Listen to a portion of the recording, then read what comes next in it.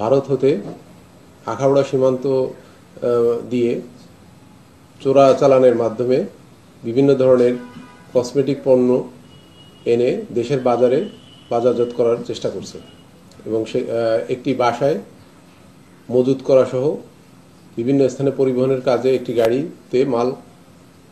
Load করা হচ্ছে। এই খবরের পরিপ্রেক্ষিতে আমাদের অভিযানিক দল গতকালকে ওই বাসা এবং বাসার সামনে লোড করা অবস্থায় একটি কাভার্ড ভ্যানকে আটক করে এবং আটককারী ব্যক্তি জনাব ফিরোজ আলম বাবু, যার বয়স 37 বছর, তাকে জিজ্ঞাসাবাদে জানা যায় যে তার কাভার্ড ভ্যানের ভিতরে সহ ওই বাসায় বিপুল সংখ্যক ভারতীয় চোরাপথে আসা স্কিন কেয়ার প্রোডাক্ট, যেগুলো বিভিন্ন ধরনের স্কিন ট্রিটমেন্টের কাজে ব্যবহৃত হয়, যেমন রং ফর্সাকারী ক্রিম অথবা ব্রণ দূরকারী অথবা মেস্তা দূরকারী, এই ধরনের স্পেশালাইজড যে প্রোডাক্টগুলি আছে এগুলি বিপুল পরিমাণে মজুত করা আছে। আমাদের অভিযানিক দল তাকে সঙ্গে নিয়ে ওই বাসায় অভিযান চালায় এবং কাভার্ড ভ্যানের তল্লাশি চালায়। এই অবস্থায় তাদের কাছ থেকে এবং ওই বাসা থেকে এবং কাভার্ড ভ্যানের ভিতর থেকে কার্টুন আকারে মোট 25,044 পিস বিভিন্ন 4 ধরনের স্কিন কেয়ার প্রোডাক্ট জব্দ করা হয়েছে,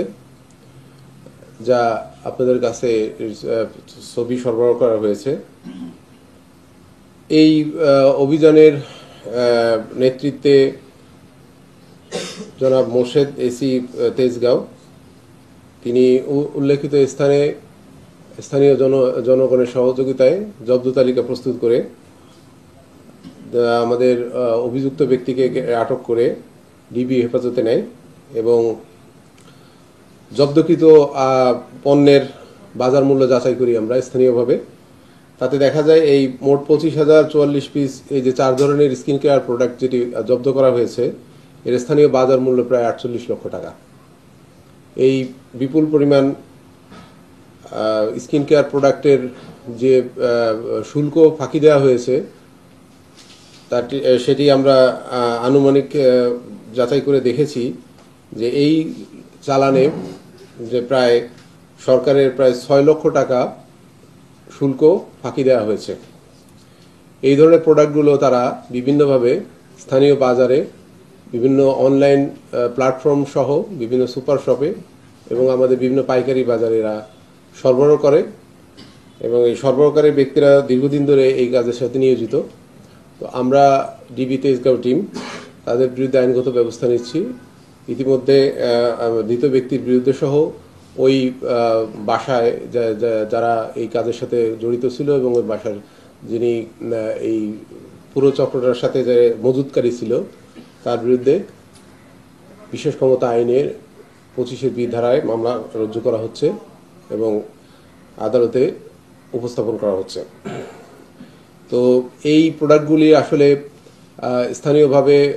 বাজারে বহুদিন ধরে বিক্রি হচ্ছে, যার কারণে সরকার রাজস্ব থেকে বঞ্চিত হওয়ার পাশাপাশি যারা ভোক্তা, যারা ব্যবহারকারী, তারা আসলে এই প্রোডাক্টগুলোর গুণগত মান সম্পর্কে যাচাই করার সুযোগ থাকছে না, কারণ এগুলো চোরাই পথে আসতেছে। উপযুক্ত কর্তৃপক্ষ যেমন বিএসটিআই বা অন্য কোনো উপযুক্ত কর্তৃপক্ষ কর্তৃক এগুলো কোনো ধরনের টেস্টিং ছাড়াই বাজারে মানে প্রচলন হচ্ছে, যার কারণে যারা ভোক্তা আছেন তাদের এর ব্যবহার সম্পর্কে তারা পুরোপুরি অবগত হচ্ছেন না, বিধায় তারা বিভিন্ন ধরনের শারীরিক ক্ষতিরও সম্মুখীন হচ্ছে। তো আমরা চাই যে যারা ভোক্তা আছেন তারা এই ব্যাপারে সচেতন হবেন, যারা আমদানিকারকের মাধ্যমে বৈধ পথে আসা পণ্য ব্যবহার করবেন। চোরাই পথে যে সমস্ত পণ্য দেশের বাজারে বিভিন্ন প্ল্যাটফর্মে বিক্রি হচ্ছে সেসব বিষয়ে সতর্ক থাকবেন এবং তাদের নিজের স্বাস্থ্য সচেতনতা